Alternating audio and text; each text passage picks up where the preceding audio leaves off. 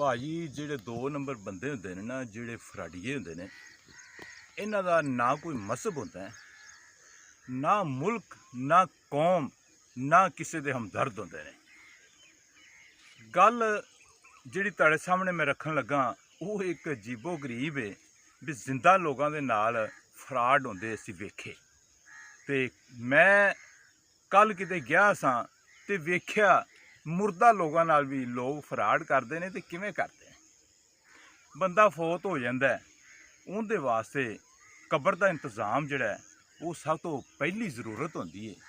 ਤੇ ਘਰ ਵਾਲਾ ਕਬਰ ਵਾਸਤੇ ਬੰਦੇ ਘੱਲ ਦਿੱਤੇ, ਉਹ ਜਾ ਕੇ ਤੇ ਕਬਰ ਖੋਦਣ ਲੱਗ ਪਏ।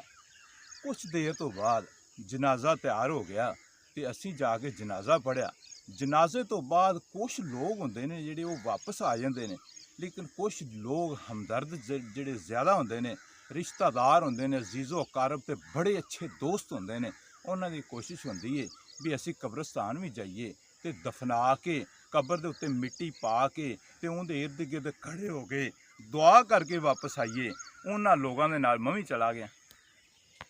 ਜਾ ਕੇ ਵੇਖਿਆ ਕਬਰ ਤਿਆਰ ਹੈ ਤੇ ਮੈਂ ਨਜ਼ਦੀਕ ਹੋ ਕੇ ਵੇਖਿਆ ਕਬਰ ਵੇਖ ਕੇ ਤੇ ਹਾਲਤ ਜਿਹੜੀ ਹੈ ਉਹ ਗੁੰਮ ਹੋ ਗਈ। ਬੜੀ ਪਰੇਸ਼ਾਨੀ ਹੋਈ।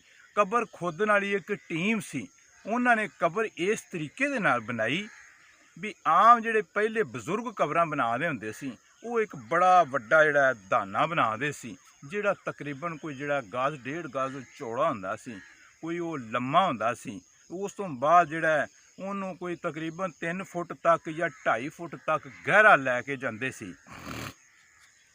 ਜਦੋਂ ਗਹਿਰਾ ਚਲਾ ਜਾਂਦਾ ਸੀ ਫਿਰ ਸਾਮੀ ਚੀਰੀ ਜਾਂਦੀ ਸੀ। ਕੁਛ ਦੇਰ ਤੋਂ ਬਾਅਦ ਇਸ ਤਰ੍ਹਾਂ ਰਿਹਾ, ਫਿਰ ਸਾਮੀ ਜਿਹੜੀ ਸਾਈਡ ਤੋਂ ਚੀਰਦੇ ਸੀ ਉਹ ਛੱਡ ਕੇ ਤੇ ਉਹ ਲੋਕ ਜਿਹੜੇ ਸੀ ਉਹਨਾਂ ਸਾਮੀ ਵਿੱਚ ਘਰੋਂ ਚੀਰਨੀ ਸ਼ੁਰੂ ਕਰ ਦਿੱਤੀ। ਤੇ ਜਦੋਂ ਮਰਨ ਵਾਲਾ ਜਿਹੜਾ ਉਹਨੂੰ ਉੱਥੇ ਦਫਨ ਕੀਤਾ ਜਾਂਦਾ ਹੈ ਤੇ ਦਫਨ ਕਰਕੇ ਤੇ ਉਹ ਸਲੈਬਾਂ ਜਿਹੜੀਆਂ ਨੇ ਉੱਤੇ ਲਾ ਦਿੰਦੇ ਸੀ। ਜਿਹੜੀ ਕਬਰ ਮੈਂ ਵੇਖੀ ਉਹਨਾਂ ਨੇ ਉਹ ਜਿਹੜਾ ਦਾਨਾ ਵਾਵਾ ਗਹਿਰਾ ਬੜਾ ਜਾਂਦਾ ਸੀ ਨਾ, ਉਹ ਸਿਰਫ ਉਹਨਾਂ ਇੱਕ ਗਿੱਠ ਬਣਾਇਆ।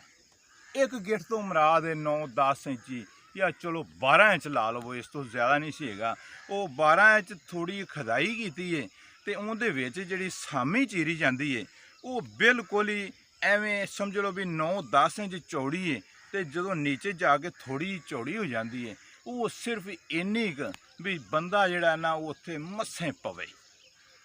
ਪਹਿਲੇ ਲੋਕ ਜਿਹੜੇ ਕਬਰ ਬਣਾਉਂਦੇ ਹੁੰਦੇ ਸੀ ਉਹ ਪੈਰਾਂ ਵਾਲੇ ਮਨੇ ਵੀ ਜਗ੍ਹਾ ਛੱਡਦੇ ਸੀ, ਸਾਰ ਵਾਲੇ ਮਨੇ ਵੀ, ਉਹਦੇ ਦਾएं ਬਾएं ਵੀ ਗਿੱਠ ਜਗ੍ਹਾ ਜਿਹੜੀ 9-10 ਇੰਚ ਛੱਡਦੇ ਸੀ। ਲੇਕਿਨ ਉਹ ਜਦੋਂ ਮੈਂ ਵੇਖਿਆ ਤੇ ਮੈਂ ਬੜਾ ਹੀ ਪਰੇਸ਼ਾਨ ਹੋਇਆ। ਮੈਨੂੰ ਆਪਣੀ ਮੌਤ ਯਾਦ ਆ ਗਈ ਵੀ ਪਤਾ ਨਹੀਂ ਸਾਨੂੰ ਕਬਰ ਨਸੀਬ ਹੋਣੀ ਜਾਂ ਨਹੀਂ ਹੋਣੀ।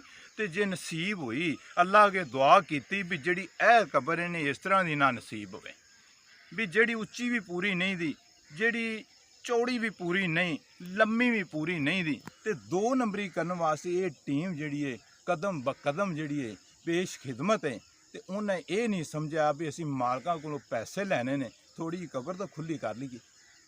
ਲੇਕਿਨ ਜਦੋਂ ਘਰ ਵਾਲੇ ਵੀ ਜਿਹੜੇ ਨੇ ਉਹਨਾਂ ਵੀ ਉੱਥੇ ਆਪਣਾ ਮੁਰਦਾ ਜਿਹੜਾ ਦਫਨਾਜ ਦਾ ਕਿਸੇ ਨੇ ਨਾਂ ਤੱਕ ਨਹੀਂ ਲਿਆ ਵੀ ਇਹ ਜਿਹੜੀਆਂ ਸਲੈਬਾਂ ਅਸੀਂ ਪਾਣੇ ਪੈ ਇਹਦੇ ਉੱਤੇ ਤਾਂ ਜਗ੍ਹਾ ਹੀ ਕੋਈ ਨਹੀਂ, ਇਹਦੀ ਮਿੱਟੀ ਇੰਨੀ ਨਹੀਂ ਸਾਰੀ ਆਂਦੀ ਪਈ।